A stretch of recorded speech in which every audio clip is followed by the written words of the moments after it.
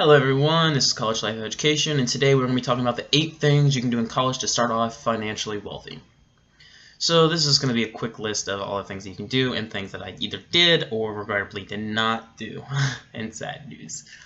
So the first thing that you should probably do is you're going into college, you're all ready to go, you're ready like, oh yes, cannot wait to have all this fun, do all this jazz, everyone go and party. I go to school, like I said in a previous video, to the University of New Orleans. Do not do the freshman fall spending spree that every student does. Try to at least limit it. You'll definitely do it because it's going to be fun. It's your first semester. A lot of partying your first semester before you actually get like into school. But don't do too much on that freshman fall spending spree. Alrighty, number 2. Quick and simple today. Number 2, get a job immediately and get as many hours as you possibly can. I know so many students are always worried about that if you take too many hours of work, you're not going to be able to do school. The first thing is get a job, like as soon as you get there. I waited a semester, and it's the biggest mistake that I probably have made here. Just go and get it. Even if it's like a month in, get it in September or a month after you start, just get one and get going. Even if you start off doing 15 hours, starting low, and our school has a limit of 29 hours because you can't work full-time and be a student, but get as many as you can. Some jobs, if you're lucky, will actually let you go over. Like my first job did, I was working 40 hours a week and doing school, which it was busy, but it's easily doable. I shouldn't say easily, but it's doable. But yeah, and get as many hours as you can, especially for those first semester and first year when classes are still easy and you can do it. Just start making that now because you're going to regret it if not later. Alright, the third thing is going to be do not take out any loans unless absolutely necessary.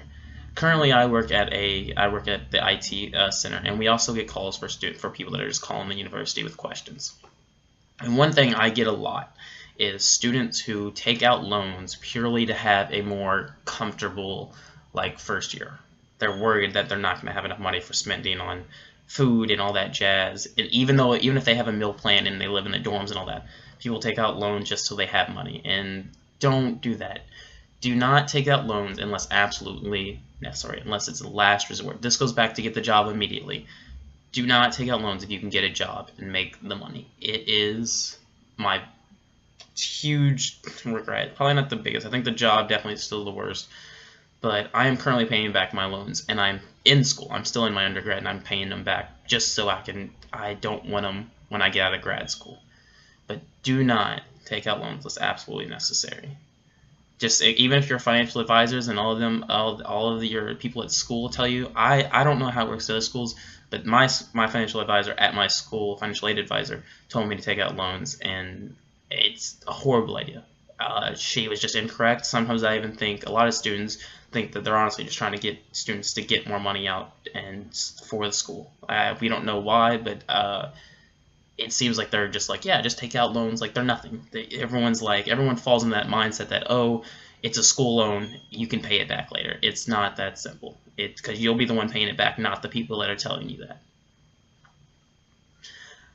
The fifth thing is that you should avoid meal plans. I realize that some people don't have vehicles and don't have access to grocery stores if they're really far, if you're in like a rural area. But avoid a meal plan if you can. My freshman year, I bought a $3,000 meal plan, which was the second cheapest one. Actually, I was forced into that one purely because I never knew where to select the meal plan. It was the middle one, and it was $1,500 a semester, so $3,000 total for a meal plan that was awful. Our cafeteria was awful, and most of the students barely even use it. So we'd get 15 meals per week, and I probably went about 7 once a day because the meal plans were awful, and I had money to go get food that actually wasn't horrible. But if you do have a meal plan, try to use it as much as possible, and a lot of dorms will force you into a meal plan, especially your first year. So try to avoid those meal plans if you can and not live in the dorms. This goes on to our 6th thing. Check out all housing options. Dorms are usually the most expensive. Sorry, this is the 5th thing. Check out all housing options. Dorms are usually the most expensive and have the most rules. For some people, dorms are also the cleanest and the nicest, but it's really up to you. I think dorms were awful. Some people love them still. I now live in an apartment, and the apartment complexes on campus which is a little bit different than dorms, but it's a lot cheaper. I pay out of pocket with the money I do from work, so there comes the work thing again. And it's also, there's not, like, I can have people come in and stay the night. I can have whatever people stay. You can, there's really no, like, there's not, like, someone checking you every time you walk in the building to see if you're the right person who lives there, which is, it's less security, of course, but it's a more normal way of living and a more realistic way of how you're going to live as an adult. No one's going to check you when you walk into your house or your apartment as an adult. The sixth thing is save and invest. Of course, the channel, you'll see a lot of things about investing for the most part, but save as well. And you'll see a video on savings and what kind of what account I use. But start now. Do not spend all the money that you don't need for your necessities. Save a lot of them, especially since you're gonna be paying tuition probably if you're not taking out loans, if you're lucky. And if your parents are paying for your schooling and all that, just take out, just save it. Save it up for either grad school, because quick thing, if you all didn't know this, most people don't know this, is there is no financial aid. There's no grants for grad school. So if you plan on going to grad school, it's going to be all loans with higher percentages than undergrad, and there's not really any scholarships either unless you're super lucky. So save and invest now. The next thing is keep track and on top of your bank account. I tell people they should try at my work, and I've talked to multiple people about this. I say you should check your bank account, all of them, if you have multiple accounts, at least once a day. I check probably my checking twice a day and my savings at least once every day. Of course, there are occasions where you're not going to, but this is a good way to check to make sure nothing's been taken out illegally by someone giving you your card number or account number. Also, if you lost your card, it also tells you, like, if you're looking at your account every day and you're seeing that number go down, you're not going to be spending as much money. It's just proven to show people that would spend less money if you actually check your account. People who look at their account once every month at just their statements or once a week or something, they're going to be spending more money because they don't see that number constantly going down, because people are just swiping cards. With cash, you see the money physically going down, but with a card, you need to check that account number. And now the last thing is avoid buying stuff on campus, especially food items or snack stores or even vending machines are also a complete ripoff.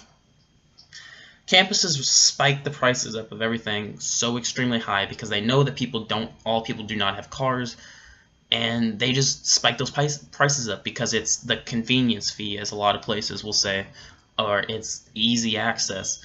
No, just it's a horrible thing that campuses do, but it's something that we just got to live with. Just avoid buying anything on campus. The convenience stores, some food places like fast food places on campus usually keep their prices the same if the fast food place has say in it. I know Aramark is a big one in most public schools. Private universities probably have a different system.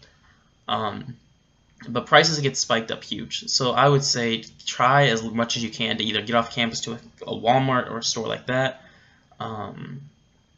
But just try to get off of campus and go to different places like that, because they spike the prices up way too high. Alright everyone, thank you so much for watching. This has been 8 Things in College to Start Off Financially Wealthy. Thank you all, and see you all later.